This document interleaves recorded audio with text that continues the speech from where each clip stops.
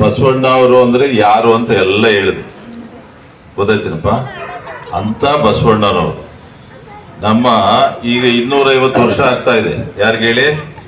ಅಮೇರಿಕಾಗೆ ಸ್ವಾತಂತ್ರ್ಯ ಬಂದು 250 ವರ್ಷ.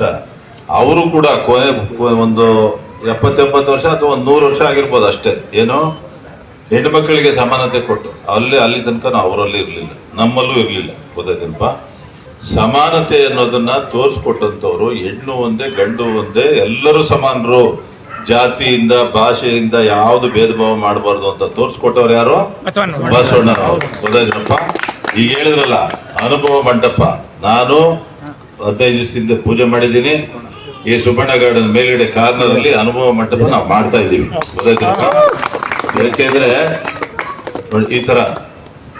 ಈ ತರ ಸ್ಟೈಲ್ ಮಾಡ್ತೇವೆ, ಆ ತರ ಮಾಡ್ತಾ ಇದ್ದೀವಿ. ಬಸವಣ್ಣನವರು ಅವತ್ತು ತೋರಿಸ್ಕೊಟ್ಟಂತ ಸಮಾನತೆನ ನಾವು ಈ ಪಾಲನೆ ಮಾಡೋದ್ರಲ್ಲಿ ಸ್ವಲ್ಪ ಎಡುತ್ತಾ ಇದ್ದೀವಿ. ಇನ್ನೂ ಜಾತಿಗಳಿದೆ, ಇನ್ನೂ ಧರ್ಮಗಳಿದೆ, ಇನ್ನೂ ಭಾಷೆಗಳಿದೆ. ಈ ತರ ಇನ್ನ ತಪ್ಪು ಮಾಡ್ತಾ ಇದ್ವಿ. ಸಾವಿರಾರು ಭಾಷೆ, ಸಾವಿರಾರು ಮನುಷ್ಯ ಮಾತ್ರ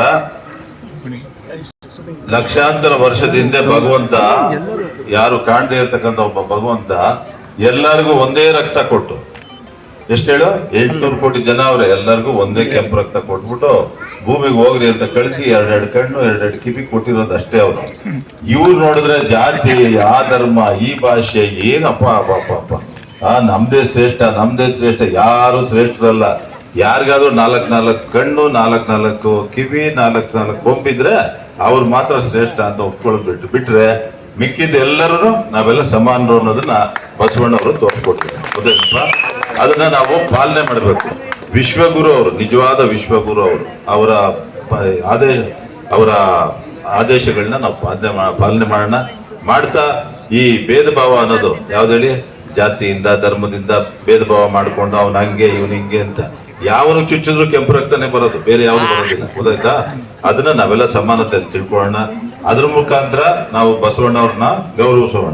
ವರ್ಷಕ್ಕೊಂದ್ಸತಿ ಬಸವ ಜಯಂತಿ ಮಾಡೋದಲ್ಲ, ವರ್ಷ ಪೂರ್ತಿ ನಾವು ಅವರ ಆದರ್ಶಗಳನ್ನ ಪಾಲನೆ ಮಾಡಬೇಕು ಅಂತ ಹೇಳಿ, ನನಗೂ ಒಂದು ಇದು ಅವಕಾಶ ಕೊಟ್ಟಿದ್ದಕ್ಕೆ ಪಿನಾಕ್ ಪಾಣಿ ಅವರಿಗೆ ಪ್ರತಿ ವರ್ಷ ನಮಗೆ ಅವಕಾಶ ಕಲ್ಪಿಸ್ಕೊಡ್ತವ್ರೆ. ಪಿನಾಕ್ ಪಾಣಿ ಅವರು, ಇಲ್ಲಿಯ ರಾಜೇಶ್ ಅವರು, ಮತ್ತೆ ನಮ್ಮ ಹಿರಿಯರಾದ ಪರಮಶಿವಯ್ಯನವರು ನೋಡೋಣ ಅಂತ ಹೋದೆ, ಅವ್ರೇನು ಹುಷಾರಿಲ್ಲ ಅಂತ ಮಲಗಿದ್ದಾರೆ. ಇರ್ಲಿ, ಪರಮಶಿವಯ್ಯನವರು ನಿಜವಾದ ಆದರ್ಶವಾದಿಗಳು, ಅವ್ರಿಗೆ ದೇವರು ಒಳ್ಳೇದು ಮಾಡಲಿ ಅಂತ ಕೇಳ್ಕೊಂಡು ಮಾಡಿ. ಈ ರೀತಿ ನಾವೆಲ್ಲ ಅವರ ಆದರ್ಶಗಳನ್ನ ಪಾಲನೆ ಮಾಡೋಣ.